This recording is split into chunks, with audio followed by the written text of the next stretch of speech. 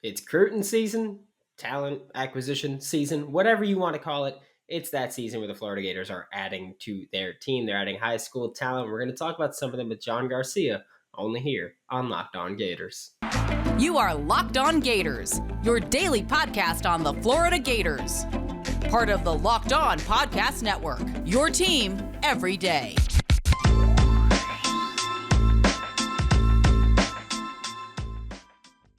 Hello, and welcome back to another episode of Locked On Gators, part of the Locked On Podcast Network, your team every day. Thanks for making Locked On Gators your first listen of the day. We are available daily and free wherever you listen to podcasts. Happy Thursday. I'm Brandon Olson. Find me on Twitter at WNS_Brandon. Find my written work with Whole Nine Sports and GiantsCountryofSI.com. Before getting into today's content with John, just ask you to like, subscribe, comment, review.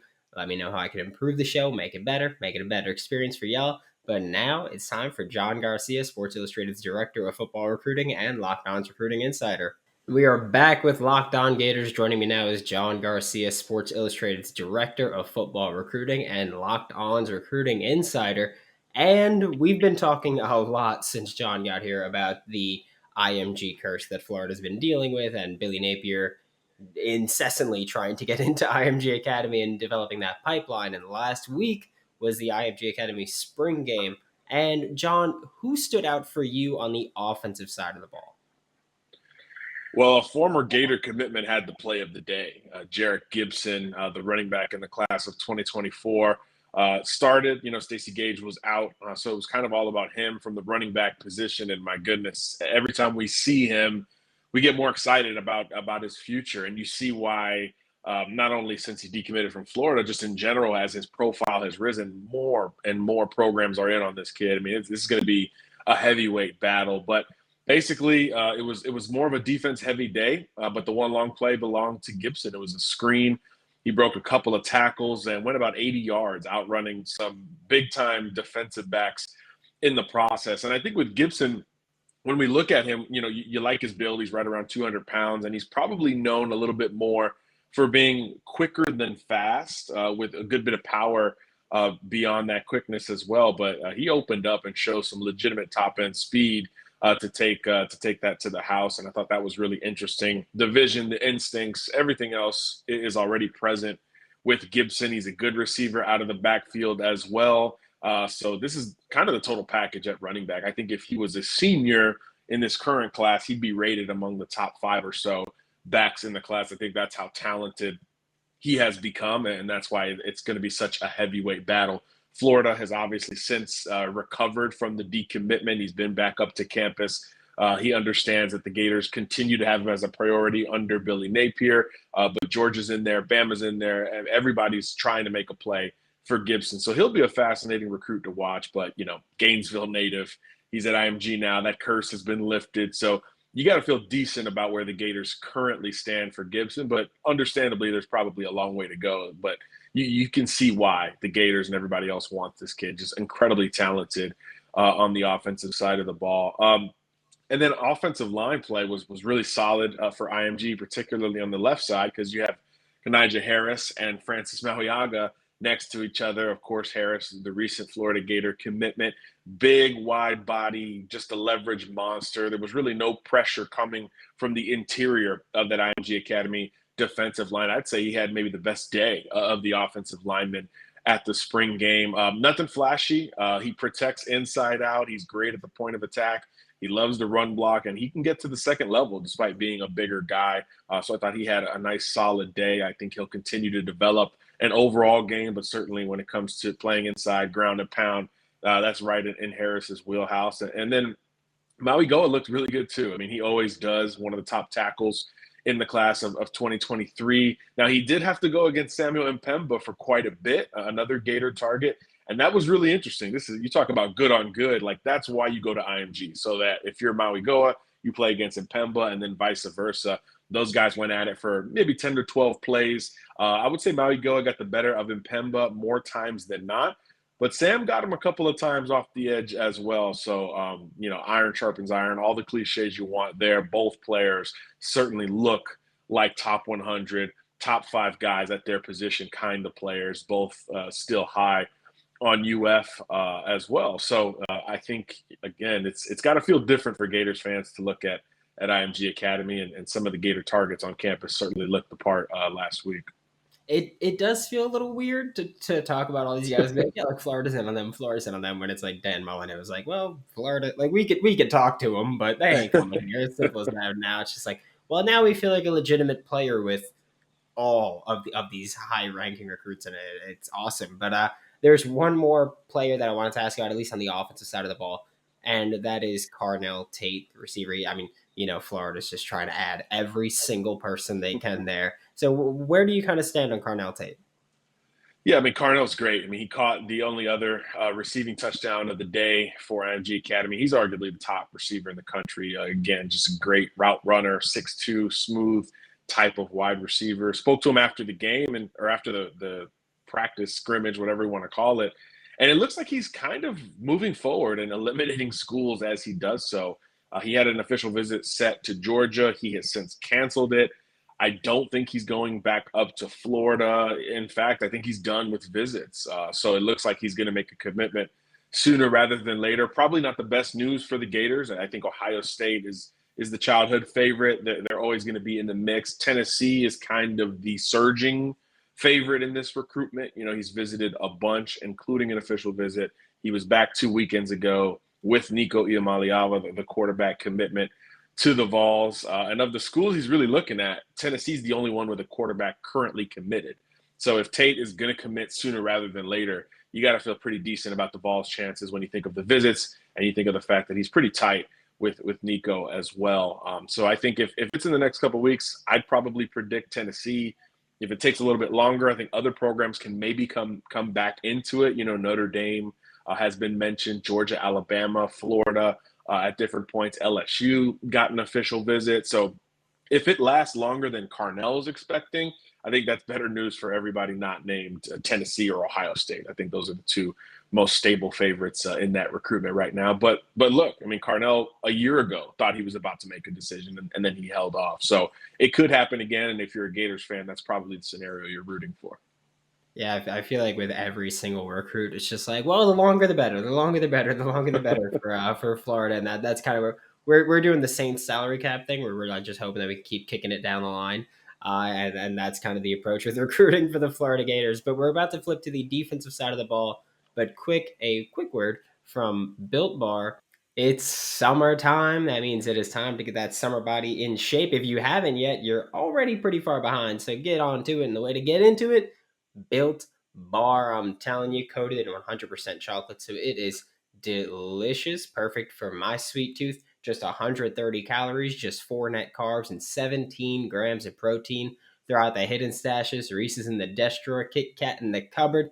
Get Built Bar, get Built Puffs. They are phenomenal, and Built Bar is always coming out with new limited time flavors too, so you will never get bored. Use promo code LOCKED15 to get 15% off of your next order. That is locked, LOCKED 15 to get 15% off of your next order with Built or BuiltBar.com. And we are back now with John Garcia, Sports Illustrated's Director of Football Recruiting and Locked On's Recruiting Insider. And we just spoke about primarily the offensive side of the ball from the IMG Academy Spring Game last week. But now, who stood out to you the most on the defensive side of the ball? Well, look, certainly the corners weren't tested a ton. We mentioned Carnell Tate caught a touchdown on Ellis Robinson. The other one is Desmond Ricks, who's maybe the top corner in the country for 2024. Everybody wants him, kind of similar to Jared Gibson or Carnell Tate. I mean, I think right now, Alabama, Florida State, Georgia, a lot of teams feel decent, but Ricks is nowhere close to making a decision. So that's when you kind of put on the back burner. He is every bit as elite as we thought, though. And I thought the edge guys looked really good. Jonathan Eccles, another 2024 pass rusher, looked solid. We mentioned Mpemba. I just think the athleticism, I mean, he's a freak. I mean, that word is overused, but he actually fits what that word is supposed to mean. This is a kid that played tight end behind Jaleel Skinner last year, barely dabbled on defense, although everybody was kind of projecting him on the defensive side of the ball. But he's finally moved over at IMG. And again, he's working against maybe the best tackle or offensive lineman overall in the country, and Francis Mauigoa. And he's having success without a whole lot of technique. I mean, he's beating him with speed. He's beating him with power. Just things that you wouldn't necessarily expect from a guy who's so green at the position. But, when you're 6'5", 240, chiseled, athletic, twitchy, all of that, it certainly helps you get after the passer. So I thought the edge guys looked pretty good in getting after some of the IMG quarterbacks. With Jordan Hall, we saw him move around a little bit, and I thought that was interesting. He's conventionally a big inside linebacker type. We saw him blitz a lot, rush the passer a lot with some success. So I think that was interesting in his game, a little bit more versatility than maybe we had seen in the past from him. So I think that enhances his 3-down value, which, in today's college football, you've got to play on 3 downs if you're a linebacker prospect. Otherwise, you're coming off the field for a defensive back or a better coverage linebacker. So I thought that was interesting relative to the evaluation there. Florida right in the thick of it for him as well. So the front 7 guys really looked good for IMG outside of the long Jarrett Gibson screen touchdown. Not a whole lot of room for those IMG players to move. So naturally, as we say every year this time of year, going into the season, IMG is going to be really good on defense. A lot of teams will not have an easy time trying to score on those guys.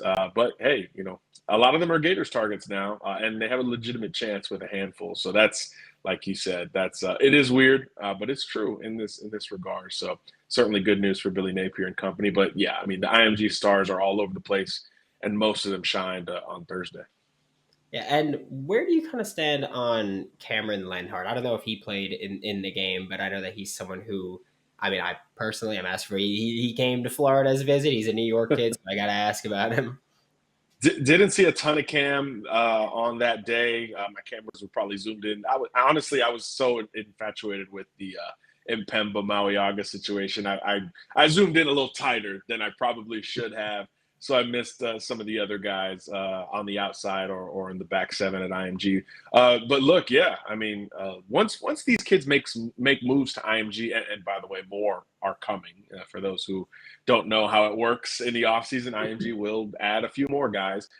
Once they make that move to IMG, schools like Florida State, Miami naturally just start to feel better about where they sit. And Florida's the closest of the 3 to Bradenton. So I think that just creates a different dynamic. I mean, how many times was a kid not really talking about Florida or any of the schools in the Sunshine State, and then they make the move to IMG, and then all of a sudden, oh, the Gators are right in it. I mean, we just talked about a few. Mpemba, Mauigoa. I mean, guys like that, if they don't transfer to IMG, Gators probably aren't squarely in the mix for some of their verbal commitments, as opposed to Florida natives like a Jarrett Gibson and some of these others. So when you bring out-of-state guys like Cam down to IMG, it just really increases the chances that they get on campus at Florida primarily. And then obviously it's on Florida at that point to stay in the race. So like you said, he's another one that's taking a visit. I think by the end of it, all IMG, blue chip type prospects will have visited Florida. That's certainly a priority for Napier and company. And I don't think that slows down anytime soon. I love that so much. Just I still cannot get over the whole trying to actually get a pipeline with IMG instead of not even giving it a go, which is, well, yeah, that's what we dealt with for a while. But we're about to talk about some non-IMG Academy players here. But a quick word from our sponsors. And to wrap up today's show, still here with John Garcia, Sports Illustrated's Director of Football Recruiting and Locked On's Recruiting Insider. We're going to talk about some non-IMG players here, which we kind of been pounding IMG home here, but now it's time to take a little break away. But there's one player who Florida recently made his top list, or Florida was on his most recent list, with Grayson Pup Howard. So where do you kind of land on him? Yeah, Jacksonville kid who really blew up in 2021, a breakout season, just was all over the field for Andrew Jackson High School. A big old school physical SEC linebacker type, 6'3", 220 or so, really works well downhill, but he's got enough juice and athleticism to play sideline to sideline as well. I think he has the physical tools to become that complete 3-down linebacker we talked about a little bit earlier, but on the front end, the upside is really about physicality. He's coming downhill. He's striking, old school, seek and destroy, middle linebacker type that every school still needs in the middle, especially if you're in the SEC. And certainly those are the programs at the forefront of Howard's recruitment. Florida's the only in-state school in the mix, so you certainly like that on this Gators podcast. He's been to campus considerably. He will return for an official visit at some point, I believe in the month of June. So that's certainly good news to stay in the thick of that race. Now, when it comes to a concerning element from the Florida perspective, is that the school picking up the steam in this recruitment is Georgia. So another SEC East program, obviously able to sell pretty much anything on the recruiting trail at this point. Glenn Schumann is one of the best linebacker recruiters in the country. He's all over Howard. He was just up there over the weekend. They did a scavenger hunt together, so some outside-the-box recruiting from Kirby Smart and company. That went over well, and it was an unofficial visit, so naturally Howard probably going to visit Georgia at least one more time before all is said and done. Clemson, South Carolina A&M are the other three schools in the mix here. I believe he'll take visits to all five before all is said and done. But that's the thing. Howard is kind of in no rush.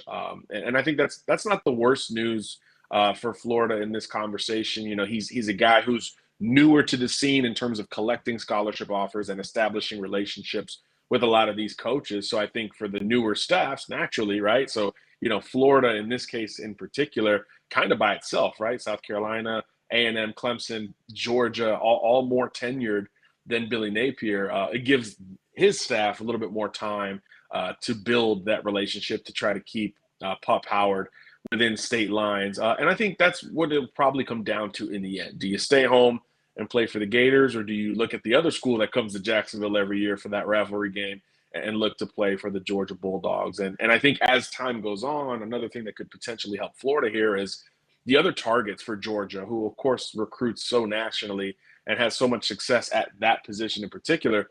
Those will start coming off the board here. So I do think if they start picking up some linebackers, that could be a little bit of good fortune for Florida in the quest to keep Pup Howard home again, especially since he's not trying to commit anytime soon. So you always keep an eye on the Bulldogs if you're a Gators fan, but certainly at linebacker, you're almost rooting for Georgia to get a couple commits, which is, again, weird, which is the theme of the day today. But that's recruiting. It's a business. It's a numbers game.